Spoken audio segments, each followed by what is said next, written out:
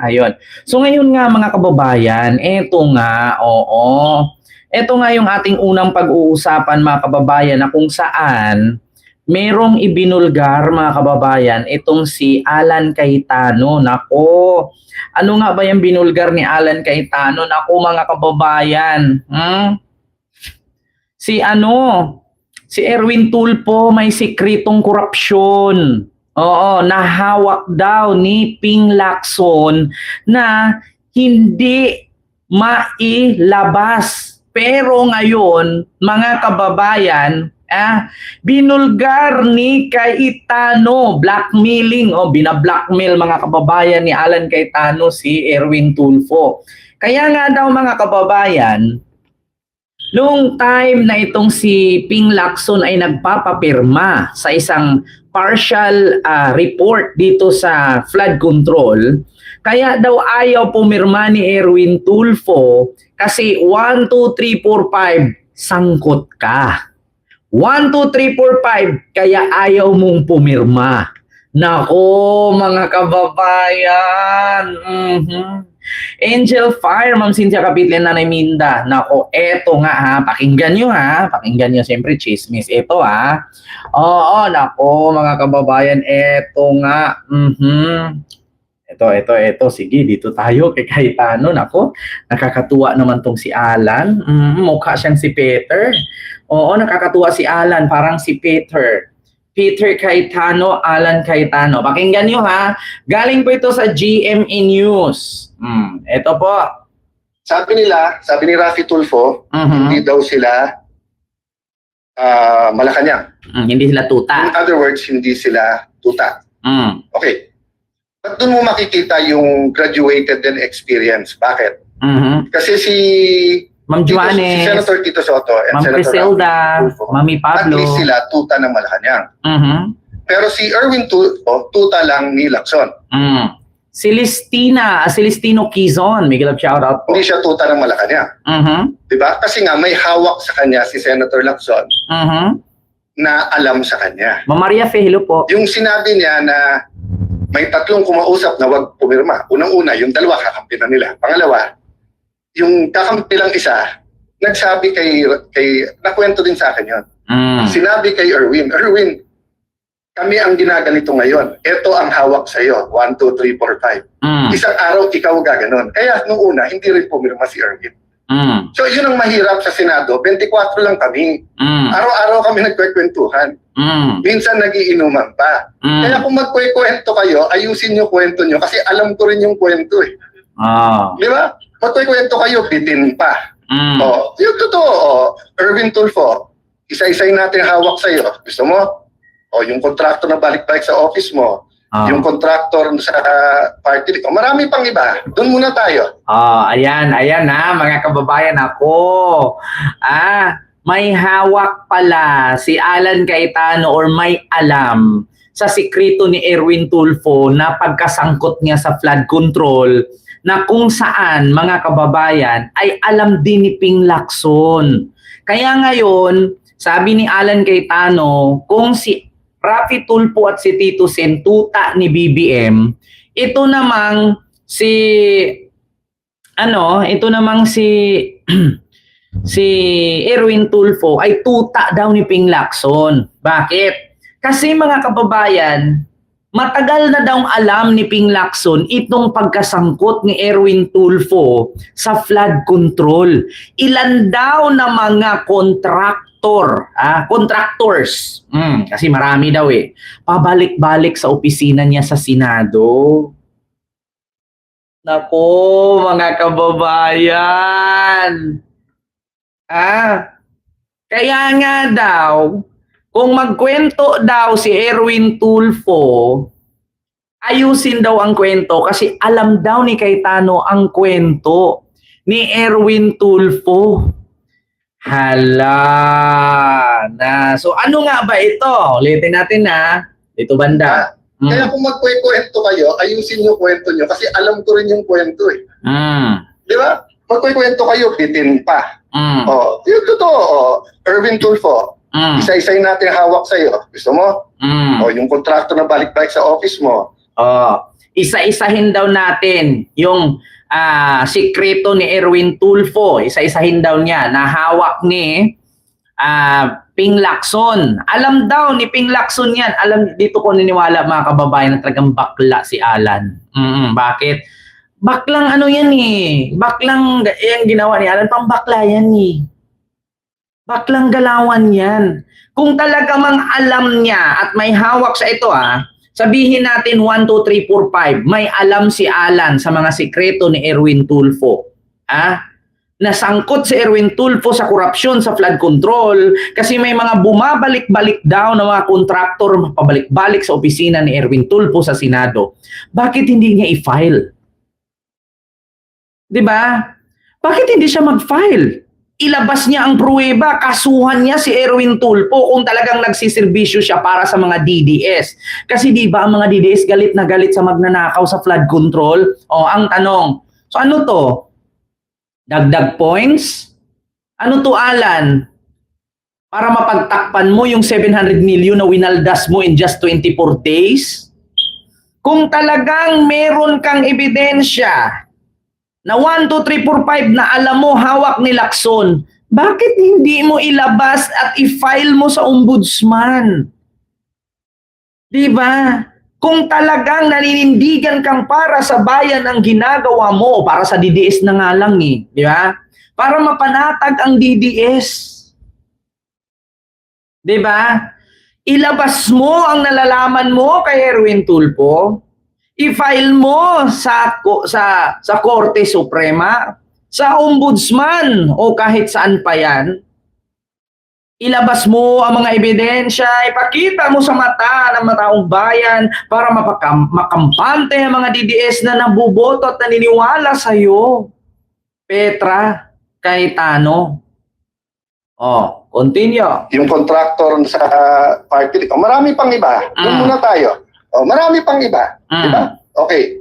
So sabi nung iba, kung sasabihin mong tuta, ano si Senator Lacson? Hindi na po tuta si Senator Lacson, aso na po siya. Matagal na po matagal na Ganun pala yun. Ganun pala yun mga kababayan.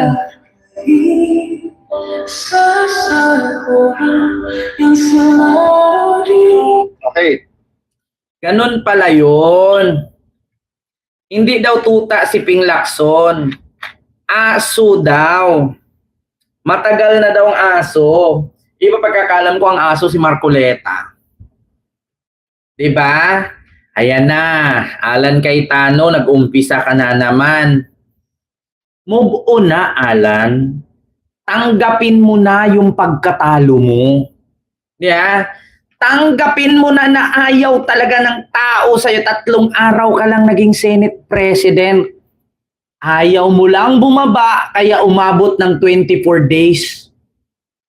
Alam mo naman ang nangyari. Alam mo naman ang resulta kung ano ang nangyari, no? At resulta, nung ikaw ang humawak sa Senado, putukan sa Senado, pinatakas si Bato. Kudita dito, kudita doon. 700 million. The worst fake Senate President of all history in the Philippines, of all time. The worst 3 days fake Senate President in the Philippine history. Tragis na yan. Hindi, actually mga kababayan, hindi kasi matanggap ni Alan Cayetano na nakudita siya noong House Speaker siya, tapos nakudita na naman siya ngayon. 'Di ba? Tapos eto nga 3 days lang napalitan na, ayaw lang bumaba kaya umabot 24 days. Yeah. But ano ang ibig ko sabihin sa aso? Anong klase? Iba-iba kasing klase ng aso. Yung kayo po, pagka may utos sa inyo, kayo ay nag-asikaso. Meaning you take care of it. Meron din pong aso-kaso. Ano yung aso-kaso? Tatahol yung aso, kakasuhan. So kung makikita nyo po makikita nyo, ang usual procedure, kaya may affidavit o wala, ang witness itetest mo, huwag mong papabasahin ng affidavit. Kasi baka hindi siya gumawa ng affidavit. Si Senator Lacson binaliktad niya. Then basahin mo lang yung affidavit. Ay hindi, sandali, payagan mo muna ang DOJ, kunin yung witness. Ano daw? Sabi niya patungkol sa witness, ay hindi ipabasa ang affidavit. Eh di ba gawain ni Marcoleta yan? Ulitin mo yung paragraph 20 nakalimutan mo. Bakit na kay Lacson na napunta?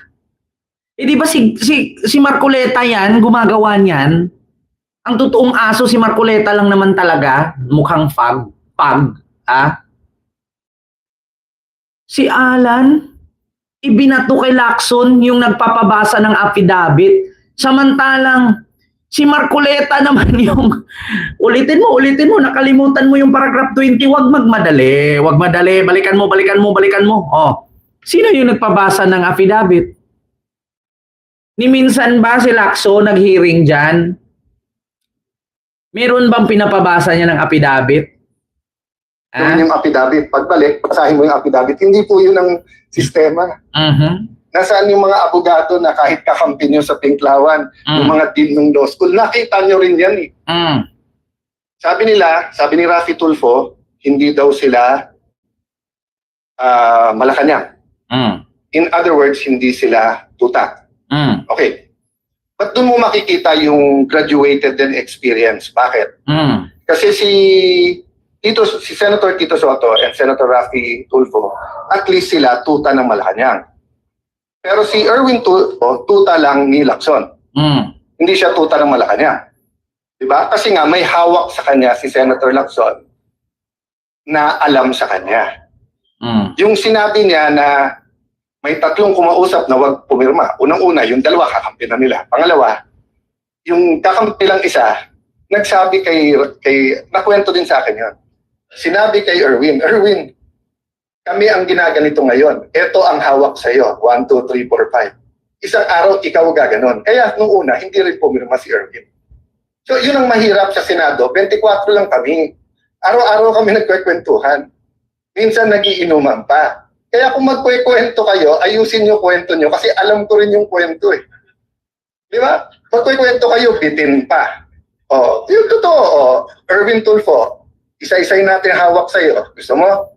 O yung contractor na balik-balik sa office mo, yung contractor sa park. Simple lang yan, Alan. Kung totoo yung sinasabi mo at paniwalaan ka namin, ilabas mo yung pruweba. Bakit? Sa ngayon kasi, Alan, no? Ganito yan eh.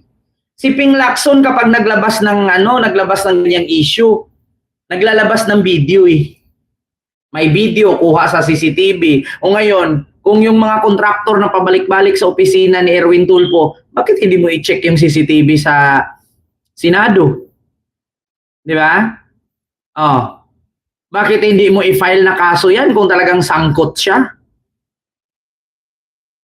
Di ba? Iba ka naman, Alan, kasi ka nag-iingay kasi sabit ka rin pag sinabing flood control. Oh. Kung sinabi ninyo kaya hindi pumirma si Erwin Tulfo para sa flood control partial report, bakit ikaw hindi ka rin pumirma? Di ba 24 nga kayo, sabi mo, nag-iinuman pa nga, nagkwekwentuhan. Bakit 5 lang ang pumirma sa 24 kasenador para ilabas ang partial report ng flood control? Sige nga, kung talagang ikaw, Alan, hindi ka rin sangkot at wala kang tinatagong sikreto katulad sa sikreto ni Erwin Tulfo na hawak ni Ping Lacson, bakit hindi ka rin pumirma sa partial report ng flood control? Yun lang tanong eh. Sige nga. Ang isinabi ni Alan Cayetano na hindi pumirma si Erwin Tulfo kasi sasabit siya. Kasi may record si Erwin Tulfo na hawak ni Ping Lacson na sabit sa flood control corruption. Kaya hindi pumirma. Ang tanong, bakit hindi rin pumirma si Alan Cayetano kung hindi siya sabit sa flood control? Bakit ayaw nilang pumirma sa partial report ng flood control na pinangunahan ni Ping Lacson? Bakit wala si Alan? Di ba? Ngayon, mga kababayan, tanungin ko kayo, kung walang tinatago si Alan para buksan ang partial report ng flood control, bakit sa grupo nila ni isa walang pumirma? Bakit kayo natatakot at 7 lang ang pumirma? Bam, Kiko, Risa, Lacson, Soto, sino pa? Yung ibang pumirma, mga kababayan, sa flood control, partial report. Diba? Akala ko ba, nilabas mo ang sikreto ni Erwin Tulfo, kaya hindi siya pumirma sa partial report ng flood control. Erwin at Rafi. Alam ko pumirma si Erwin at saka si Rafi Tulfo para buksan. So 7 sila.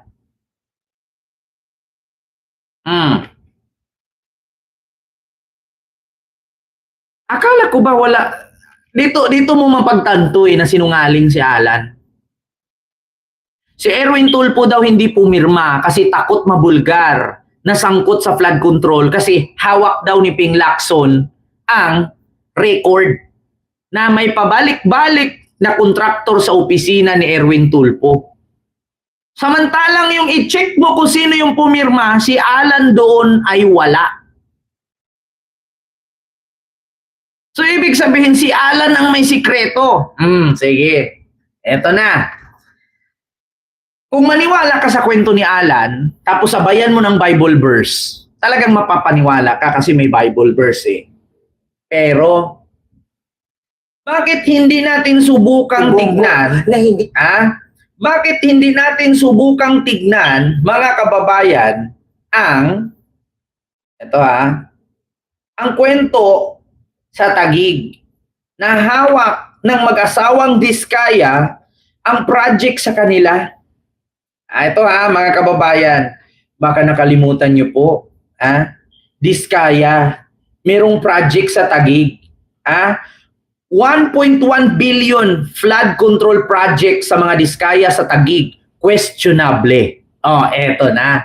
Kung si Erwin Tulfo may sikreto, Alan Petra Cayetano, ano ito? 1.1 billion flood control sa Taguig ng mag-asawang Curly Diskaya at Sara Diskaya. Matapos ang halos 1 taong investigasyon, nahaharap na sa matinding kaso ang tinaguriang flood control royalty na sina Sara at Curly Diskaya. Balikan natin ang mga lugar kung saan naghari ang kanilang mga bilyon-pisong kontrata sa exclusive agenda report ni Joash Malimbag.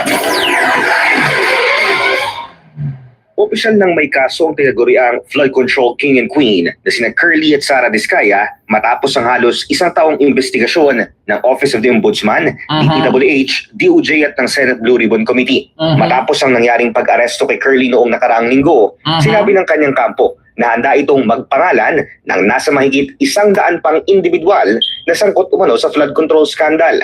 Sa special report series na ito, babalikan natin kung saan-saang lugar na domina ng mga Diskaya ang flood control contracts ng DPWH. Isang Metro Manila sa mga rehiyon kung saan top contractor ng flood control projects ang 9 na Diskaya companies. Kabilang dito ang Taguig City sa taong 2022. Ayan na. Kasi sa DPWH Transparency Portal, mayroong 26 flood control projects sa lungsod sa taong ito na worth 2.6 billion pesos. Ayan na. Noong 2021, 2 lang ang nasungkit na proyekto ng mga Diskaya. Lumobo ito sa 11 projects worth almost 1.1 billion pesos sa kasunod na taon. Dahilan para maging sila ang top flood control project contractor sa lungsod noong 2022. Ayan na. Lahat ng proyekto matatagpuan sa unang distrito ng Taguig. Bagaman walang bakas ng pagguho o matinding pagkasira ng mga proyekto, kapansin-pansin ang pagkakadikit-dikit ng coordinates ng ilang projects. Ayan na. Halimbawa na lang, ang 3 construction of slope protection along Taguig River sa east and west banks. Na bagaman halos iisa ang nakalagay na coordinates, aabot sa halos 300 milyong piso ang halaga. Napuntahan din namin ang kadugtong pa ng mga proyektong ito na nasa magkatabing lokasyon din. Na bagaman hindi aabot sa 300 metro ang haba, nasa halos 200 million pesos ang halaga. Ayon sa isang mataas na DPWH official na nakausap ng BNC, hindi aktwal na basehan ng presyo ng isang flood control project ang haba nito. Pero questionably umano pag nasa halos magkakadikit na coordinates matatagpuan ng multiple projects. Sa huling affidavit na inilahad ng Diskaya couple sa Blue Ribbon Committee hearing noong nakaraang taon, hindi kasama ang Taguig officials sa mga binanggit nito. Sinubukan din namin kunan ng komento ang kanilang abogado kaugnay ng ulat pero tumanggi itong magbigay ng pahayag. Ngayon kay Tano, bakit ni isa sa inyo hindi binigkas ni Diskaya? Samantalang ang hawak ng Bilyonaryo News Channel, bawat taon may proyekto kayo. At kung pagsamo-samahin lahat ito, umaabot ng 2 billion. Sige nga, bakit kayo nagpaulit-ulit ng project? Wala naman kayong sira yung flood control ninyo? Bakit ang dami ninyong project, pabalik-balik, samantalang hindi naman issue, wala naman bahas Taguig? At bakit ni isa sa mga pangalan sa Taguig government official, walang isa sa mga binigkas si Diskaya? Kung paulit-ulit ang project ninyo na iisa lang naman, iisang ilog, every year may pondo, anong nangyari sa ilog? Diba? Ulitin ko ha. Ayan DPWH official na nakausap ng BNC, hindi aktwal na basehan ng presyo ng isang flood control project ang haba nito. Pero questionably umano pag nasa halos magkakadikit na coordinates matatagpuan ng multiple projects. Diba? Sa huling affidavit na inilahad ng Diskaya couple sa Blue Ribbon Committee hearing noong nakaraang taon, hindi kasama ang Taguig officials sa mga binanggit nito. Sinubukan din na kita ninyo? Ang ilog sa Taguig iisa lang, tapos yung project ninyo paulit-ulit lang doon sa ilog na isa na yun, tapos bilyon na, naipon na, naabos na ng 2 billion. Ilang piraso bing ilog sa Taguig? Iisa lang naman yung nilagyan ng flood control. Bakit every year may pondo nung wala namang nasira?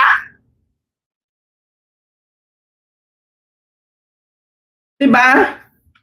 Biruin nyo yan. Kada taon may pondo. So kada taon ba binaha ang Taguig? Kada taon ba nawasak ang flood control? Paulit-ulit lang sa isang ilog. Every year 800 million. Next year 800 million. Next year 800 million hanggang sa umabot ng 2 billion. Putang inang yan. Paulit-ulit, multiple project in one location. Ganyan ang nangyari doon kay Pulong sa Davao Ganyan ang nangyari kay Pulong sa Davao. Isang ilog, dalawang flood control, magkaharap yan, both side. Ito side ng ilog, dito kabilang ilog. Yan, lalagyan mo ng flood control para hindi umapaw yung tubig. Dito, ito halimbawa, ito yung ilog. Yan. Dito right side may flood control yan. Dito left side may flood control yan. Pero every year, laging inaayos yung flood control na yan. Pabalik-balik lang. So ano yan? Kada taon nasisira? So kada taon, sayang yung pondo. Sa Taguig, ganun din. Ngayon, Alan, kung si Erwin Tulfo may sikreto, bakit pumirma siya sa flood control partial report? Bakit ikaw hindi? At bakit ni minsan hindi binigkas ng mga Diskaya ang Taguig officials na alam naman na may paulit-ulit na project dyan? Isa lang ilog nyo, 6 na beses na-renovate. Gaano ba kalaki yung ilog nyo dyan? Ito ulitin ko Manila sa mga rehiyon kung saan top contractor ng flood control projects ang siyam na Diskaya companies. Kabilang dito ang Taguig City sa taong 2022. Base sa DPWH Transparency Portal, mayroong 26 flood control projects sa lungsod sa taong ito na worth 2.6 billion pesos. 26 flood control na nagkakahalaga ng 2.6 billion. Yung 26 flood control na yon, paganyan kasi yung ilog dyan parang ahas. Isang ikot, project. Sunod ikot, project. Kabilang ikot, project hanggang sa naging 26 siya. Kada ikot sa ilog, counting yon hanggang sa umabot ng 26. Ganun kasi. Ganon yung ilog doon, parang Sarah Geronimo ba yung ikot-ikot lang, ikot-ikot, ikot-ikot lang, ikot-ikot lang, ikot-ikot. O hanggang sa umabot siya ng 26 flood control na nagkakahalaga ng 2.6 billion. So yung ikot-ikot lang, iisa lang dapat yan eh. Kaso lang kada ikot, flood control. Kada ikot, flood control. Kada ikot, flood control. So, ikot-ikot lang. Ilan ba yung ilog sa Taguig? Bakit 26? Noong 2021, 2 lang ang nasungkit na proyekto ng mga Diskaya. 2021, 2 lang. Pero bakit 26 ang pinopropose? 26 ka ilog pinopropose. Pero 2 lang ang nakuha. Lumobo ito sa 11 projects worth almost 1.1 billion pesos. 2 lang nakuha pero naging 11. Utang ina oh. Saan po ba yung Taguig? Pakibilang sino po taga-Taguig dyan? Ilan po ba yung ilog nyo dyan? 26 daw na flood control dyan sa Taguig. Ilang ilog po ba yan dyan? At tatanong lang po, pwede po bang pasilip? Ilan po ba yung ilog sa Taguig? Ilog sa Taguig mga kababayan. O eto na, i-search natin sa Google eh. Dito na lang kay Siri. Ilan po ba ang ilog sa Taguig? Eto na. How many river in Taguig City? Bakit po nagkaroon sila ng 26 flood control? Ito na, Taguig City has numerous waterways featuring over 50 rivers. 50. 50 daw ka river and creeks. 50 ha. Pakinggan nyo, 50. That span its border. The most prominent and defining rivers within the city include, eto na, Taguig River, a major tributary that acts as natural boundary between Taguig, Pateros, and Makati. So, ibig sabihin mga kababayan, hindi ito sa Taguig. Ito ilog, pero ang harap niya Pateros. Ang harap ng kabila, Makati. So, hindi lahat sa Taguig. Ito tandaan nyo mga kababayan ha. Kaya matatawag siyang 50 kasi kasabay na dyan yung mga kanal, mga creek. Halimbawa, ito siya, Maynila. Ito ang Taguig, Makati, Pateros, Malabon, Quezon City. Bawat kanto may creek. So matatawag na siyang ilog kasi nilalakihan. So hindi porket yan ay creek, dito ang Taguig. Halimbawa, dito ang Taguig. Ito yung mga lumalabas sa iba't ibang lugar. So ngayon, kaharap ng Taguig, Manila, ang sabihin niya, river na ng Taguig. So sabihin din ng Manila, river din ng Manila. Ang kaharap naman ng kabila ng Taguig, Makati. So sa gitna, river pa rin. So aangkinin nila, river ng Taguig. So yung side ng kabila, Makati yun. So sinong magpagawa nun? Malamang Makati. Bakit inangkin ng Taguig na river nila? Ulitin ko ha. Taguig River, a major tributary that acts as natural boundary between Taguig, Pateros, and Makati. Pasig River. Ayan. So, sa kabila, nandyan yung Taguig, pero harap niyan Pasig. Sa kabila naman, nandyan yung Makati, pero kaharap niyan Taguig. So, flows along the city's northern edge and connects Laguna de Bay with Manila Bay. So ibig sabihin, hindi siya lahat sa Taguig. Harap lang niya yung mga ilog, mga creek. Kasi ganito yan mangyari mga kababayan, sabihin natin ang Taguig nasa gitna. Pinalibutan siya ng iba't ibang syudad. So malamang may lalabas dito sa kabila, lalabas dito, lalabas dito, lalabas dito. Pero ang nilagay na project sa Taguig, ganyan kadami ang ilog. Pero yung mga ilog na yun, harap lang niya. Hindi talaga yung dumaan sa gitna ng syudad.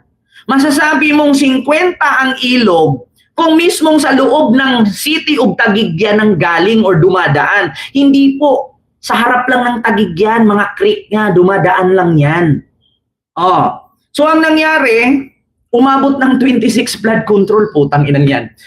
Tipas River, a key waterways passing through northern part of the city. So ibig sabihin, dumadaan lang yung ilog, harapan lang niya. So, halimbawa ito ang Taguig, ang flood control niyan, ipaikot mo lahat ang flood control. Kasi bawat dito, may mga lugar, may mga creek, may mga ilog dumadaan. So hindi dumaan sa gitna niya. So nadadaanan lang siya. Kumbaga, ang Taguig ay parang na isla siya na may mga kaharap na lugar na may mga labasan ng tubig. Oo, kung dito ka sa Silangan banda, may 3 ilog dito na galing sa Makati, galing sa Manila. Kung dito ka naman sa Timog, meron na naman galing sa Quezon City, galing sa Malabon. Kung dito ka naman sa Kanluran, meron na namang Manila at meron na namang Valenzuela. Ganun lang yan eh. So, ang nangyari mga kababayan, paano nangyari nagkaroon ng 26 flood control? Dumadaan lang naman yung ilog sa kanila, hindi naman sa gitna ng city. Parang kay pulong lang yan eh. 2 lang yung ilog eh. From north and south, pero yung budget paulit-ulit every year. Di ba? So, may nabalitaan po ba tayo na nasira na flood control sa Taguig? Di sana binaha na yung Taguig. Ito pa, Tipas River, Pasig River, and Taguig River. Other notable rivers in the local network includes the Bagumbayan River and Hagonoy River, alongside various creek and tributaries such as Sapang Malaki, Concrete Creek, Akunga Creek, at Maricaban Creek. So ibig sabihin mga kababayan, yan lang yung mga dumadaan. Kumbaga ano lang siya, hindi siya talaga pumasok sa gitna ng syudad. Ito lang yung syudad nila, dito lang dumadaan lang yung mga tubig. Halimbawa, harap mo Makati. Ang Makati may 3 siyang ilog dyan na lumalabas. Siyempre, nandito ang Taguig. Makikita mo yun, dumadaan yung tubig. Pero, dadaan din yun sa kabilang side, hindi sa gitna ng syudad. Diba? Tapos ang tanong, bakit naging 26 flood control? Ito pa. For the complete list and specific length of the city's extensive waterway system, you can view to the local waterways outline. So nakita nyo mga kababayan, waterway system lang yan. Hindi siya totally ilog. Mga creek lang yung iba maliliit. Diba? So kumbaga ano lang yan eh. Halimbawa, yung Makati may 2 siyang butas na labasan ng tubig. So, connecting canal. Ganun lang siya mga kababayan, mga creek lang. So, ang nangyari mga kababayan, 2 project ang nakuha ng Diskaya noong 2022. Kaso naging 11. Ito ulitin ko 2022. Base sa DPWH Transparency Portal, mayroong 26 flood control projects sa lungsod sa taong ito na worth 2.6 billion pesos. Noong 2021, 2 lang ang nasungkit na proyekto ng mga Diskaya. Lumobo ito sa 11 projects worth almost 1.1 billion pesos sa kasunod na taon. Dahilan para maging sila ang top flood control project contractor sa lungsod noong 2022. Biruin nyo, 2 lang ang nakuha ng mga Diskaya, pagka next year naging 11 na. Nasaan yung ibang contractor? Ng proyekto matatagpuan sa unang distrito ng Taguig. Bagaman walang bakas ng pagguho o matinding pagkasira ng mga proyekto, kapansin-pansin ang pagkakadikit-dikit ng coordinates ng ilang projects. Kita nyo, walang bakas ng pagguho, walang nasira na flood control. Bakit paulit-ulit at napakadaming project? Asan yung bakas ng pagkasira? Asan yung bakas ng pagkaguho? Bakit every year may project? Ulitin ko Lahat ng proyekto matatagpuan sa unang distrito ng Taguig. Bagaman walang bakas ng pagguho o matinding pagkasira ng mga proyekto, kapansin-pansin ang pagkakadikit-dikit ng coordinates ng ilang projects. Tignan nyo 26 flood control, first district lang yan. Kanina in-explain ko, buong Taguig yun na pinalibutan ng ilog. Pero first district lang to, nakakapagtaka. Ilan po bang ilog sa first district ng Taguig? Bakit umabot ng 26? Tapos, yung project, pabalik-balik, walang gumuho, walang bumigay. Diba? Walang bumigay na flood control. Walang gumuho na flood control. Pero prinadjikan, pinunduhan ng pinunduhan every year. Take note first district lang yan. Bakit sa first district pabalik-balik? Bakit sa first district lang? Halimbawa na lang, ang tatlong construction of slope protection along Taguig River. Piruin nyo, ayan lang yung isang ilog. Isang ilog lang yan. 26 flood control project. Walang bumigay na flood control. Walang nasirang flood control. Pero kada taon, may pondo. Tapos paulit-ulit lang. Anyari Mars. Ay, bahala ka dyan.